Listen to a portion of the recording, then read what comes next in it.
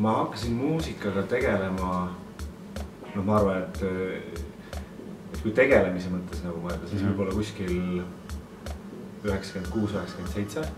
Mulle väga meeldis see nagu, et see muusika mängimine, see, kuidas sa näed, kuidas rahvas muutub selle järgi, mida sina nagu neile ette nagu mängid, et see on tohutult äge tunne, et kui sa saad sealt saalist vastu midagi. Selle tunde pärast ilmselt seda ma teen, jah.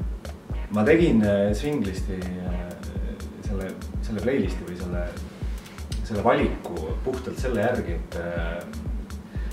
et mõelda, milline võiks olla minu selline mõnus reedeõhtu vibe. Et seal on lugusid, mis on sellised aegumatud klassikud minu jaoks, mis igal hetkel nagu toimivad. Ja seal on siis ka uuemat kraami. Aga just minu jaoks oli see, et luua selline mõnus positiivne nagu õhkkond. Seal playlistis on jah, on sellist aegumatut minu jaoks tähtsat nagu loomingut ka. See Armand Van Heldeni Flowers, mis seal oli ühel hetkel üks väga oluline lugu.